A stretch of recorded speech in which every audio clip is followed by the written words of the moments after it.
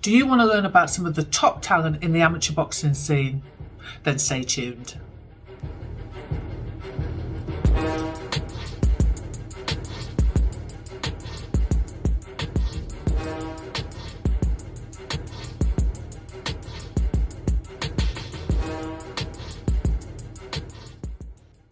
Jacqui-Lee Pryce for Shadowboxer UK. Today's guest is a top amateur talent. She is the current under 69 kilogram England boxing national champion, Jodie Wilkinson. How you doing, Jade? Yeah, I'm good, thank you. How is your day going so far? Yeah, just getting things packed up to go to Serbia tomorrow. Going down to Luton airport tonight. So yeah, just little last parts, packing, and hopefully get a good tournament out there. Hopefully get a good night's sleep before you you get on your way and all. That's it, yeah. I wanted to take it back to the amateur boxing national champions, which was in December of last year. Finally, after 2 years, everyone was back in the ring at the championships. And you fought Lucy Kisaluska from the Army Boxing, good quality fighter, nice bout. Had a chance to have a look back and assess it. I always knew that it was going to be a tricky bout just with her style of boxing. She's quite rangy on the back foot and just doesn't stop moving. She's got really good foot movement, picks her shots off nicely. So I was working a lot on that, like closing the range down. But after the first round, like I felt so confident. Like I was catching her with some lovely shots, and I just don't think she could handle the power. I had a tough semi-final fight to get there. I boxed also another girl that's on GB, Amara Taylor. So that were a hard bout. But I mean, I got the win there. So you just box who's in front of you. It's true. I mean, Amara, surely that's kind of difficult because you see each other in, daily life, and then you probably know each other's little tricks. Is that the case? Yeah, it were always going to be a tough bout, and it were always going to be a close bout, just because me and Amara, like when we're up on GB, we spar each other day in, day out. We know each other, so it was one of them who's gonna take the lead and put that little bit more pressure on, and I think I did that in the fight. But surely that must, give you a little boost of confidence as well, because you're both literally on the podium squad, the GB podium squad, and it kind of gives you obviously a little bit of an edge as well. Yeah, definitely. I mean, Amara's a really good, technical boxer, but just to get that win itself were, kind of uplifting. And going back to Lucy, so Lucy, you were saying, obviously she's from the Army, tricky little so-and-so, and it took you about a round or so, didn't it, to, sort of start to close down the gap like you were saying. But after that, it's difficult because you're a southpaw, she's a southpaw. It was a little bit tricky, but you got the win. Yeah, and she kept switching as well, which I've not really boxed or sparred a switch hitter before, so she was catching me with some shots in that first round, and it was like, where's that come from? And then when I come back out in the second round, I were, like you said, closing that range down, then closing the gaps down. So she was struggling to get out the corners, and I think I was just picking my shots nicely and causing a bit of damage. Proud of what you achieved, though, after having such a long layoff? Yeah, definitely. I mean, my journey itself's just absolutely crazy to say that I'm on GB just by starting by doing a charity boxing event. A few years ago. I was weighing about 98 kg when I first started, so I've come down quite a bit, and I'm still coming down now, so I'm boxing at a new weight now, at 66. So, I mean, the achievement there in losing weight is just, it's a story to tell. I don't know if you've seen, I've put it on my Instagram story, like now and then from the first. I did actually. I did see that. It is an incredible story because you did start. Was it 2014? Yeah. Doing. So you used to play rugby, and then you did this white collar bout. Yeah. I think you're one of the few females that's actually gone from, in the amateurs. I can't talk about the pros, but definitely in the amateurs that's gone from a white collar to GB. Yeah, I mean, I never knew when I first started. It was just to lose a bit of weight, raise a bit of money for Macmillan cancer, and just try and find a new sport that I liked and I enjoyed doing. Like I were always fighting on rugby field, so I thought why not give it a go? And from then I just fell in love with it. And like I was doing, I did a few white collar fights after then, so I didn't just straight go amateur because I didn't know the difference. And then one day a friend of mine just said, "Have you thought about going amateur?" I don't know what you're on. I didn't know that was a route like to get on GB. And so yeah, give that a go. And then I went back playing rugby. I ended up breaking my ankle. So after doing like half a season in my first amateurs, I broke my ankle. So then that put me a year out. And then when I come back, I spiked up in weight again, so I had to get my weight back off. So talking about that sort of that break in between, you know, how did you think, oh, that's it now, I'm not going to box anymore, or did you have intentions to go back? Yeah, no, it was the opposite. I was like, I'm done with rugby now. I'm like, boxing is where I want to go. I had a big year when I come back. I won the championships in 2019 at 75. And then I got on from there. I got on the GB team, and then COVID hit, so that put another year out. So technically, I've only done like 3 years as an amateur boxer. So crazy, really, isn't it? I've not done bad.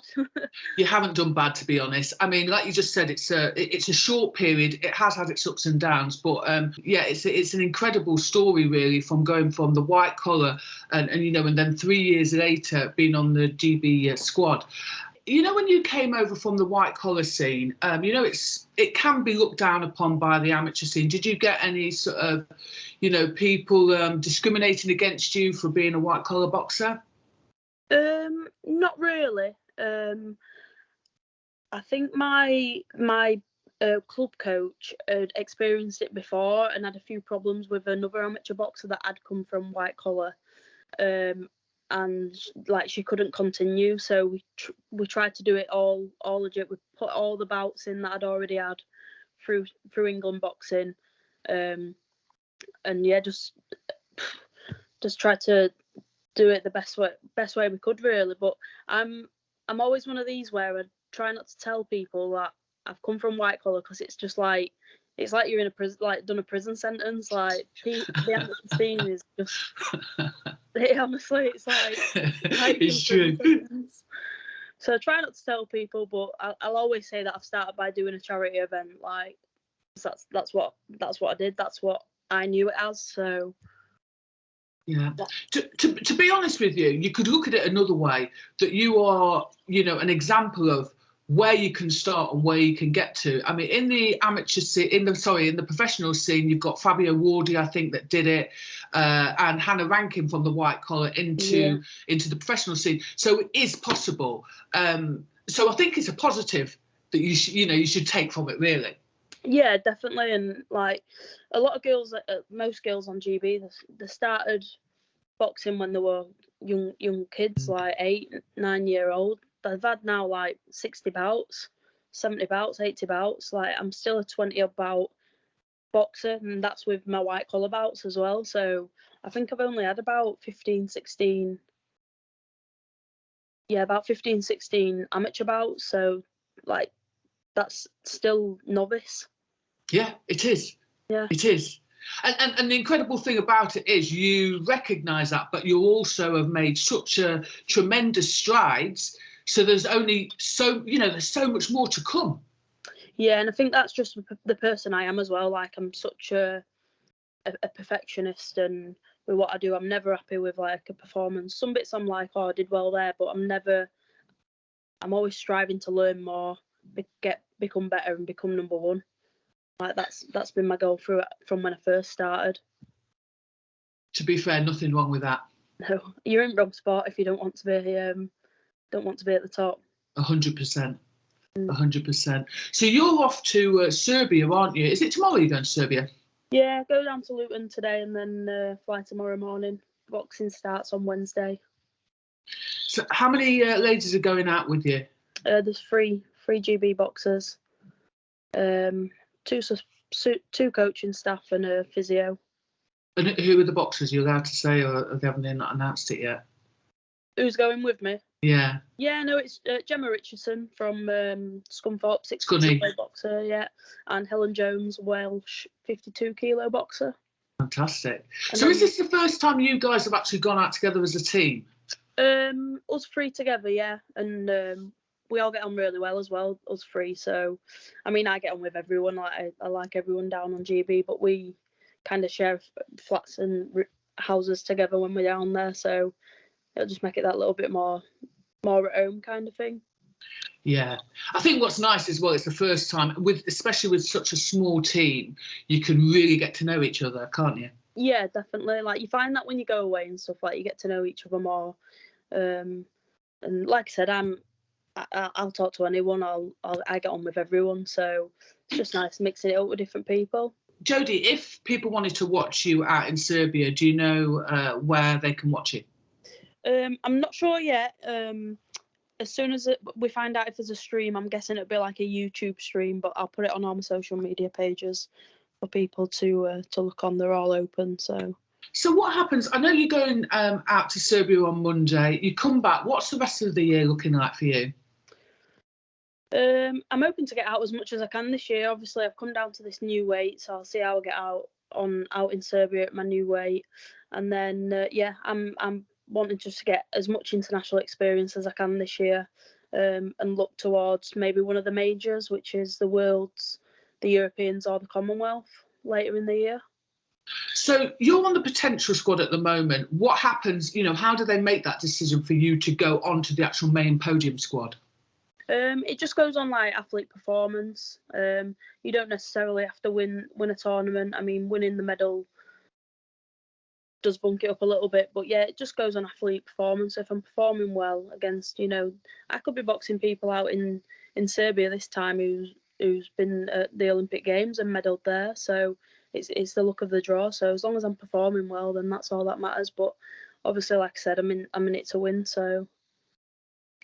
You sound very determined, really determined. Yeah, and I think what is working in your favour as well, no disrespect, but a lot of the people that have moved on after the Olympics and actually that turned pro during the pandemic. So first of all, talk to me about, the people that turned over during the pandemic.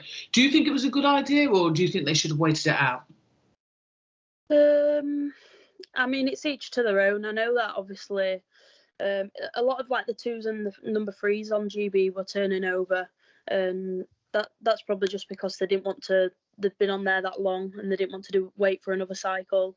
Obviously, it's been pushed back another year, so then that's an extra year added on. It is each to their own. Obviously, for now, I've got Paris in sight 2024, so everyone's different. I know for like lads and that, like they get more money out of being a professional boxer, but it's a completely different game. Like it's more of a business rather than the love for the sport. So that's how I see it anyway. The professional ranks have, really gained through the pandemic because there was such a lot of talent that that went over. Do you think that it's harmed amateur boxing in some ways? Yeah, I mean, like I said, like a lot of young kids are turning over just because there's not been that money reward, should I say. But like now they've brought money into the World Championships and the European Games.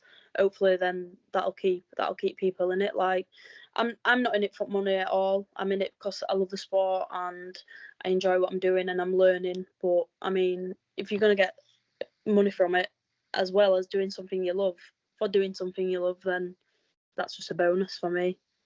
I agree. I absolutely agree about them, bringing in some of the top amateur competitions, bringing in money. I personally think that it's one of the best ideas they've done in the last few years because, since there's been such a huge amount of talent that's left the amateur pool, the only way I think they can compete with that, especially in this day and age, is money and I guess, media coverage. And unfortunately, amateurs don't get that much coverage unless it's a major tournament. Would you agree? Yeah, definitely. I agree with that. I mean, I get why kids are turning over, because obviously they're seeing, you know, your top amateur, your top professional fighters boxing, you know, 10 journeymen, racking up a load of money, racking up, you know, airtime on Sky Sports and things like that, and then getting a name for himself. So I get why they get the buzz off that, but yeah, definitely bringing this money into these major championships is going to help the amateur scene a lot. Yeah, I think the long game in the amateurs is, you know, the best way, I personally think, into the pro scene. But again, not everybody has that, you know, has that way in, do they? That's it. Yeah, I mean, the better kids are the amateur boxers. More technical and skillful kids. Like you could just go without any boxing experience and become a professional boxer, but you know, amateur really focuses on technicality and things like that, and styles. So, you know, some of the best boxers are amateur boxers. So, how many days you are in Serbia? Out there a full week. The boxing starts Wednesday until Sunday, so it's a 5-day tournament. Getting excited? Yeah, can't wait now. It's the last few days getting this little bit of weight off, and then hopefully perform. Well, listen, I wish you all the best, and I really appreciate you giving me your time this morning. Thank you so much. Yeah, no worries. It's been nice chatting. Thank you.